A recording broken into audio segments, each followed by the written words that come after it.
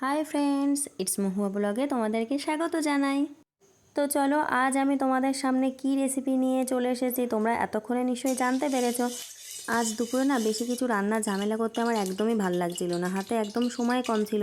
তো ভাবলাম একটুখানি ডিম পোস্ত করে নিই সহজে। আর হাতে একদমই সময় না থাকলে সেদিন রান্নার জন্য ডিম ছাড়া আর কোনো কিছুর কথা না আমার মাথায় আসে না। মাছ কাটার ঝামেলা নেই, ভাজার ঝামেলা নেই, মাছ রান্নার মতো ঝামেলা আমার তো আর মনে হয় কোনো কিছুতেই নেই।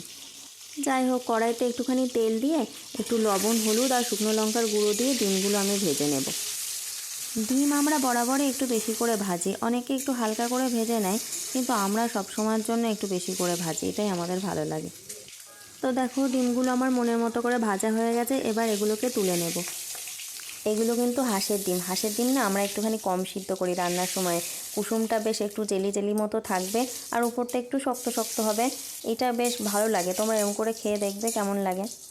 তো দেখো ডিমগুলো তুলে নেওয়ার পরও আমার কিছুটা তেল রয়ে গেছে, তো এর মধ্যে আমি শুকনো লঙ্কা, তেজপাতা ফোড়ন দিয়ে দিয়েছি আর একটা পেঁয়াজ আমি কুচিয়ে দিয়ে দিয়েছি।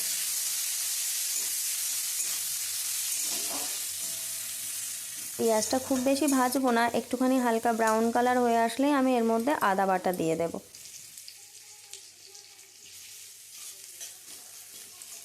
আমি কিন্তু শুধুই আদা বাটা দিয়েছি, এর মধ্যে কিন্তু রসুন নেই, আমরা ডিম পোস্ততে রসুনের ব্যবহার করি না।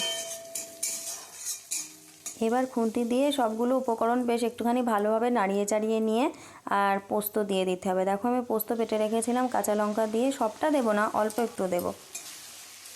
ওর মধ্যে কিন্তু একটু লবণও দেয়া আছে। অর্ধেকটা পোস্ত বাটা দিয়ে আমি একটুখানি কষিয়ে নিয়েছি, এবার বাকি অর্ধেক পোস্তটা আমি দিয়ে দেব। আমি না পোস্ত বাটাটা এরকম দুই ভাগে দিই, একবার একটুখানি কষিয়ে নিই, তারপরে আবার একটু দিয়ে ডিমের সাথে নাড়াচাড়া করে তারপরে জল ঢেলে দিই। তো আমি এবার ভেজে রাখা ডিমগুলো দিয়ে দেব, তারপর আবার ডিমের সাথে ভালোভাবে নাড়িয়ে চাড়িয়ে নিয়ে তারপরে জল ঢেলে দেবো, অবশ্যই গরম জল, আমি তো রান্নাতে গরম জলই ব্যবহার করি।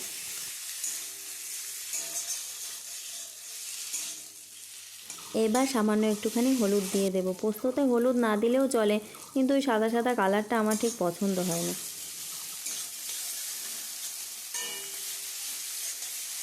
ডিমের সাথে আমি মশলাগুলো বেশ ভালোভাবে কষিয়ে নিয়েছি, এবার আমি জলটা দিয়ে দেব। অল্পই জল দেব, যেহেতু আমি 3টে ডিম দিয়ে করছি।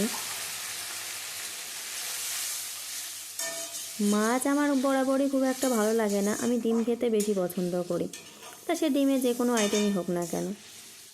এবার মিক্সিতে যে পোস্ত বাটাটুকু লেগেছিল সেটা ধুয়ে আমি দিয়ে দেব। আবারও খুন্তি দিয়ে হালকা হাতে একটুখানি নাড়িয়ে চাড়িয়ে নিতে হবে।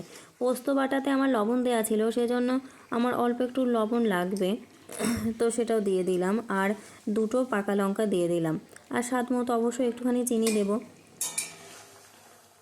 এবার নাড়িয়ে চাড়িয়ে নিয়ে সামান্য একটুখানি ভাজা জিরে গুঁড়ো দেব।